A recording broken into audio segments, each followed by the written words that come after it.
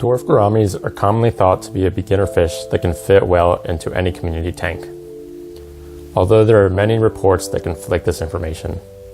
In this video, I share my experience and how it compares to the common advice when keeping dwarf gouramis. Hi there, it's Connor. So dwarf gouramis were one of the first few fish I got when I got back into the hobby. I saw them and they were a colorful fish that seemed to fit peacefully into many communities, and I mainly was looking for other colorful tank mates to go along with angelfish. Now, talking to other hobbyists and researching other videos on dwarf gouramis, there seems to be a lot of conflicting information and experiences people have had keeping this fish that doesn't really fit with what is generally said on paper about them. So for my story of keeping dwarf gouramis, I ended up getting two from Petsmart, two powder blue dwarf gouramis.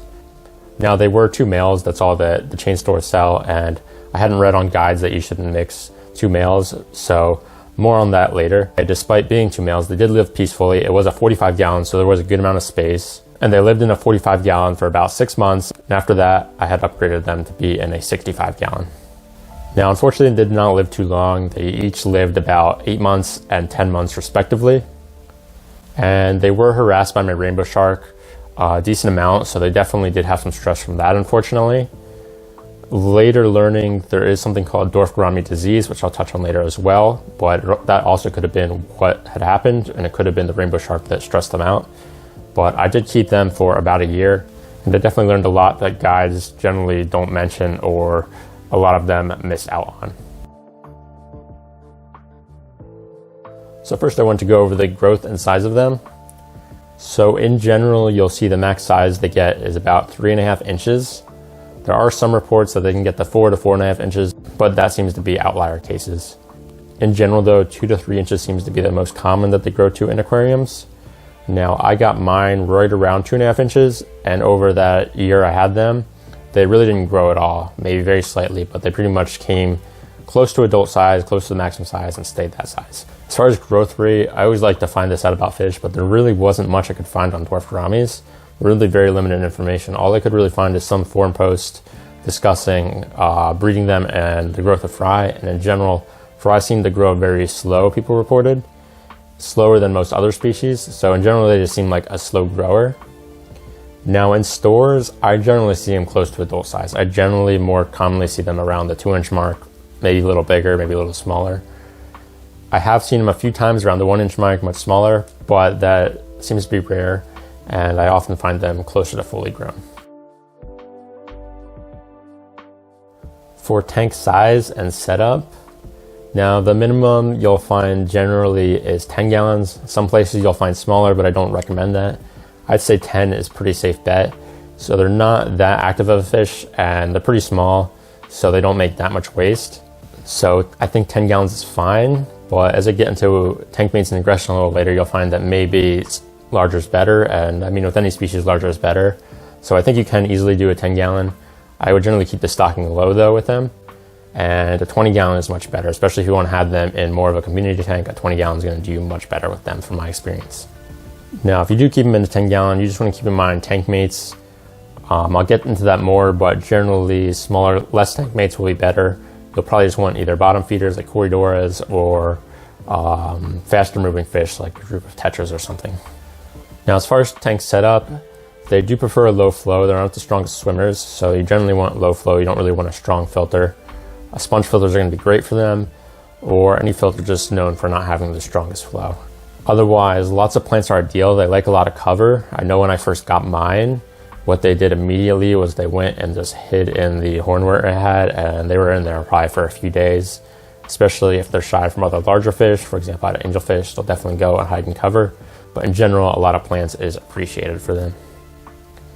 They are known to be able to jump, so having a lid or some type of cover is best. They also do breathe air sometimes from the top of the surface, so you want to make sure if you do have a lid, there's at least some area between the water and the top of the lid. Otherwise, gravel is flexible and deck is pretty flexible. I'd say heavily planted, as I said, or heavily decorated is ideal. They just kind of like some shaded areas, and they like places to be able to hide. They are a shy fish, so it will make them feel much more comfortable if you can do that for them. Next, I want to go into water parameters. So for pH, ideally between 6.0 to 7.5, a temperature of 72 to 82 degrees Fahrenheit, and on the upper range of that seems better. It seems ideally 77 to 80 is generally best, and hardness between 2 to 18 degrees general hardness. Now the parameters I kept them, the pH was just right around 7.4, the temperature right around 78, and the hardness right around 12 degrees.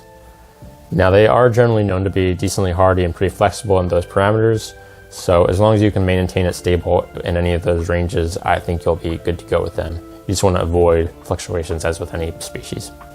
For maintenance, they're not very messy and you really don't need any special maintenance routine. I'd say in terms of that, they're pretty easy.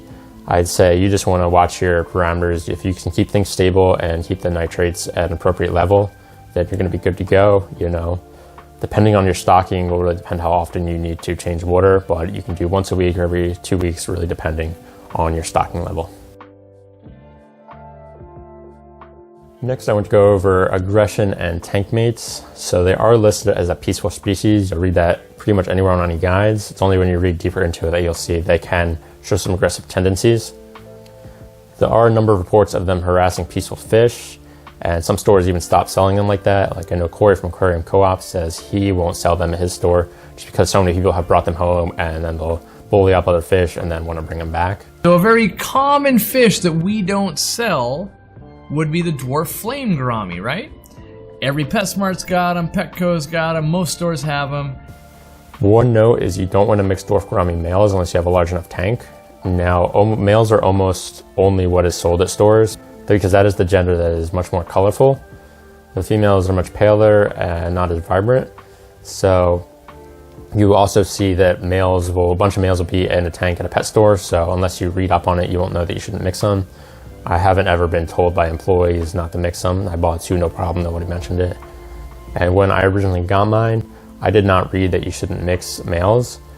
Not all guides mention it, especially reading up on them more now. Probably half of them mention it, half of them don't mention it at all.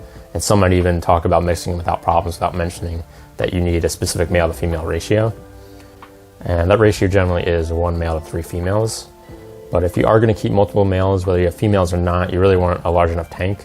I kept 2 without problems in a 45 gallon. They did chase after each other a little bit, but it was nothing bad.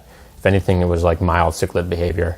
But even then, compared to keeping angelfish, polar parrots, blood parrots, it was way less than that. So they were pretty much good. I also had a lot of plants though and such.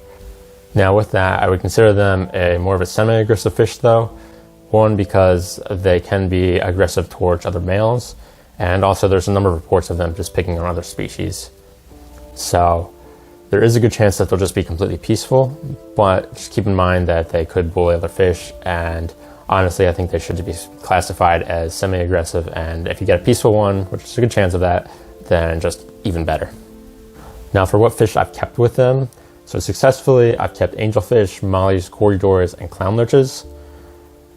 And fish that wasn't successful in my opinion was a rainbow shark. The rainbow shark harassed them a good amount, and I would definitely not keep that combination again. Now for food, they are omnivores and they really aren't that picky. They'll eat most commercial foods.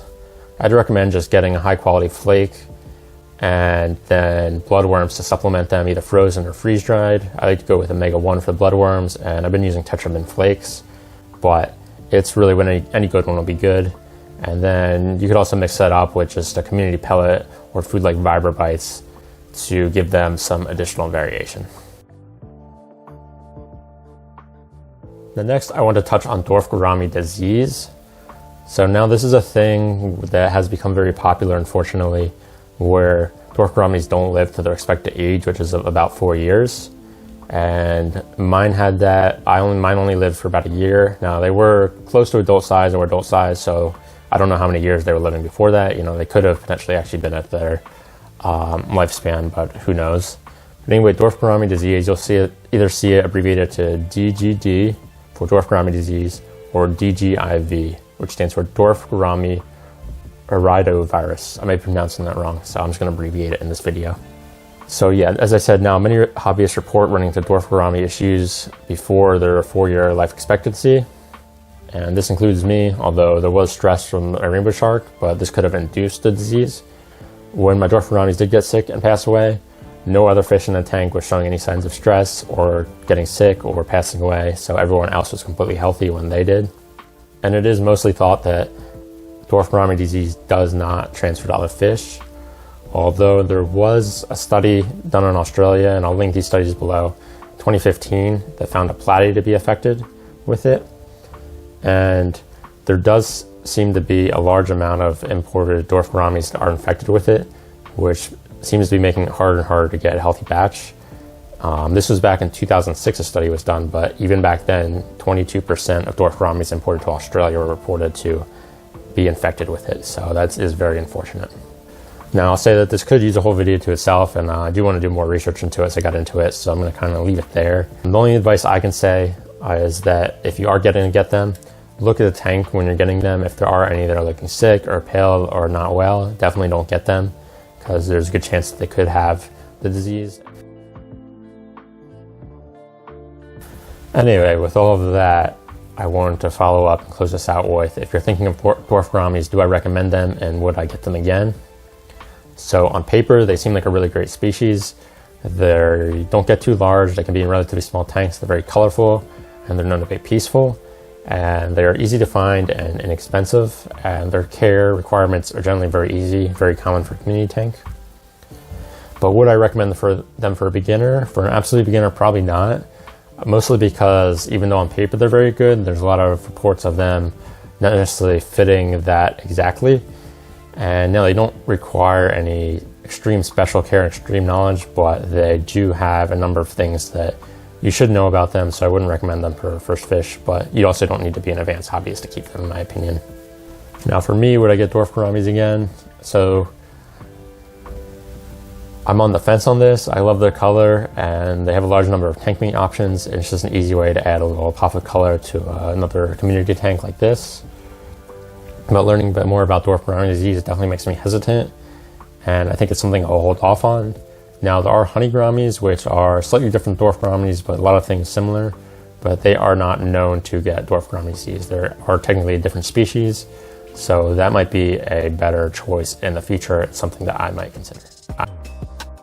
But that wraps up my experience keep Dwarf Gouramis and care guide. If you enjoyed this video, found it helpful, please drop a like to help others find it too. And a subscription to my channel is very appreciated if it is your first time here. Anyway, thanks again for watching, and I'll catch everyone in the next video.